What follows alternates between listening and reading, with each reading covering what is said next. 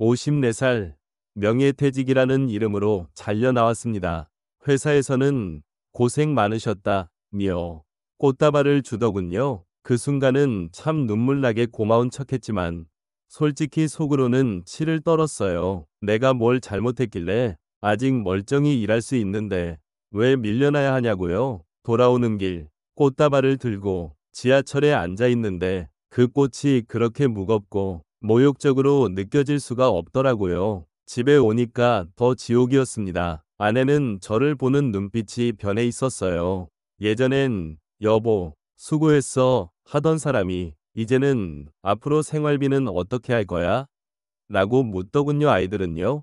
그냥 대놓고 한숨을 쉬었어요. 아빠, 이제 뭐 할 거야? 요즘 누가 아저씨 같은 나이에 취직해? 이 말이 그렇게 칼처럼 꽂히더라고요. 몇 달이 흘렀습니다. 새벽마다 일어나 구인 사이트 뒤지고 면접 보러 가도 나이가 많으시네요. 라는 말만 들었어요. 결국 백수라는 딱지가 이마에 붙은 거죠. 집 안에서는 점점 존재감이 없어졌습니다.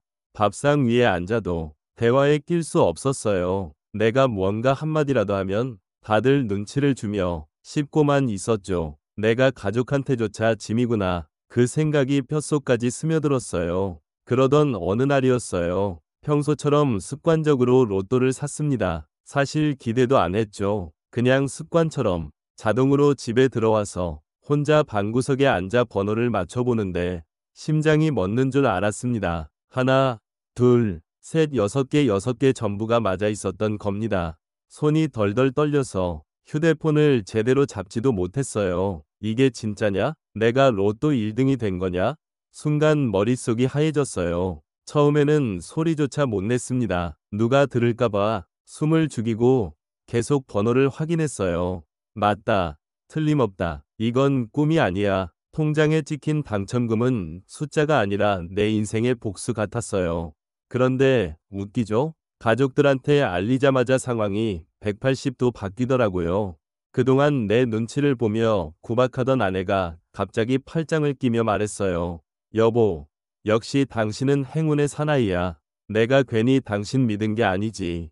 아이들은요? 아빠 최고, 라며 껑충껑충 뛰었죠. 어제까지만 해도 밥상머리에서 나를 무시하던 인간들이 돈 앞에 이렇게 변하나 싶어서 속이 부글부글 끓었어요.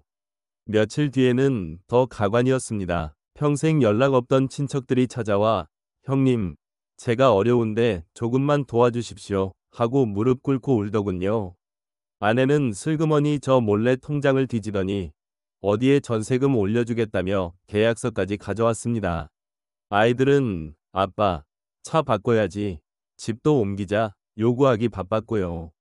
저는 속으로 생각했어요. 그래, 다 좋다. 내가 지금까지 받았던 모욕, 이걸로 다 갚아주마.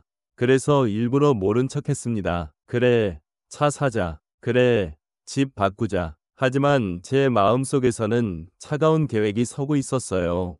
이 돈, 내 복수의 무기다. 그리고 결정적인 사건이 터졌습니다. 아내가 제 명의로 된 집을 몰래 팔려고 한 거예요. 부동산 계약서에 제 도장이 없는데도 어떻게든 꾸며서 진행하려다 들켰습니다. 그 순간 제 안에서 무언가 폭발했습니다. 이제 끝이구나. 이제 내가 판을 뒤집을 차례구나. 며칠 전에 일부러 가짜 소문을 퍼뜨려 봤어요. 제가 사업 투자에 실패해서 로또 당첨금을 다 날렸다고 말이에요. 결과가 어땠는지 아세요? 하루 만에 모든 게 원점으로 돌아갔어요. 아내가 갑자기 차갑게 돌아서서 당신 정말 바보야. 그 소중한 돈을 어떻게 그렇게 날릴 수 있어? 라며 한숨을 푹푹 쉬더라고요. 그리고 며칠 동안 말도 안 걸었어요. 아이들도 아빠 정말 실망이야. 우리 기대하고 있었는데 라며 다시 예전처럼 저를 무시하기 시작했죠. 친척들은 더 가관이었어요. 연락이 뚝 끊기더니 우연히 만났을 때는 아는 척도 안 하고 고개를 돌리더라고요. 그때 저는 확신했어요. 이 사람들은 나를 사랑하는 게 아니라 내 지갑을 사랑하는 거구나. 그래서 결심했죠. 진짜 통쾌한 한 방을 날려주자고. 어제 저녁 온 가족을 거실로 불러 모았어요. 아내, 아이들, 그리고 소문 듣고 달려온 친척들까지 모두 모여 있더라고요. 여러분, 제가 오늘 중요한 발표를 하겠습니다. 모두가 숨을 죽이고 기다렸어요. 아마 제가 돈을 어떻게 나눠줄지 발표할 줄 알았겠죠. 먼저 제가 명예퇴직 당했을 때 여러분이 저를 어떻게 대했는지부터 말해보겠습니다. 그때부터 저는 차근차근 말해줬어요. 아내가 얼마나 차갑게 굴였는지, 아이들이 얼마나 저를 무시했는지, 친척들이 얼마나 모독적인 말을 했는지 하나하나 다 말이에요. 처음에는 다들 그때는 힘들어서 그랬던 거야. 우리가 잘못 생각했어. 이런 식으로 변명했어요. 그런데 제가 로또 당첨 후에 이야기를 하자 분위기가 달라지더라고요. 갑자기 태도가 바뀐 것, 가짜 소문 들었을 때 또 돌아선 것들을 하나하나 짚어주니까 모두가 할 말을 잃더라고요. 그때 저는 주머니에서 통장을 꺼냈어요. 이게 보고 싶었죠? 모두의 눈이 그 통장에 꽂혔어요. 아내의 눈빛이 탐욕으로 번뜩이더라고요. 그래요. 잘 보세요. 마지막으로 보는 거니까. 그러고는 그 통장을 양손으로 갈기갈기 찢어버렸어요. 촤악 하는 소리와 함께요. 순간 집 안이 아비규환이 됐어요. 아내가 당신 제정신이야 라고 소리치고 아이들이 울부짖으면서 바닥에 떨어진 조각들을 주워 모으려 하고 친척들은 미쳤냐 라며 소리치더라고요. 저는 차갑게 웃으며 말했죠. 이상하네요. 제가 실업자일 때는 관심도 없던 분들이 갑자기 이렇게 관심을 보이시네요.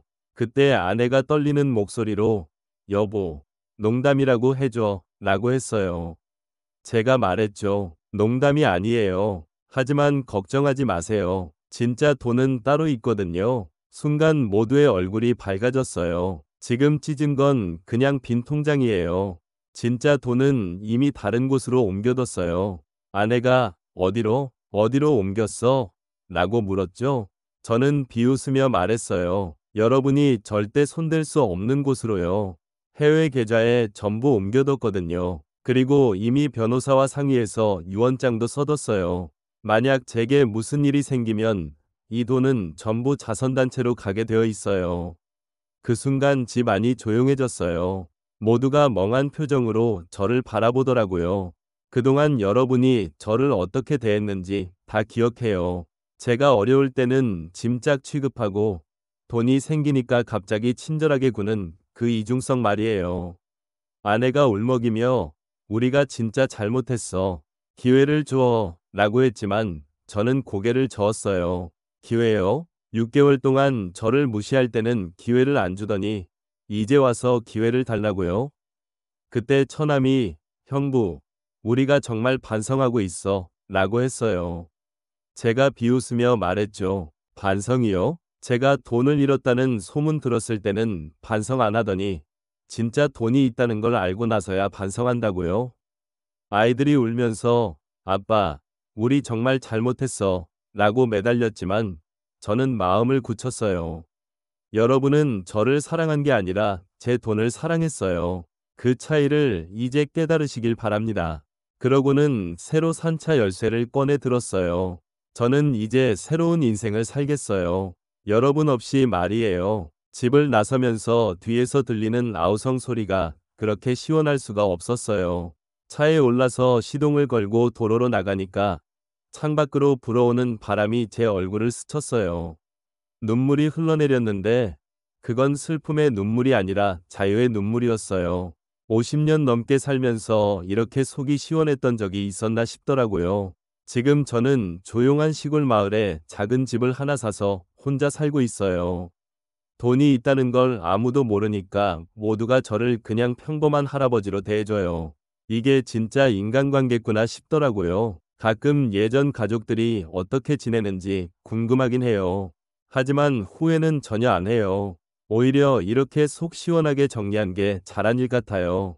돈이 생기면 사람들 본성이 다 드러나더라고요. 정말 나를 사랑하는 사람과 내 지갑을 사랑하는 사람을 구별하는 확실한 방법이죠. 여러분도 만약 이런 상황에 놓인다면 꼭 실험해보세요. 사람들의 진짜 모습을 볼 수 있을 거예요.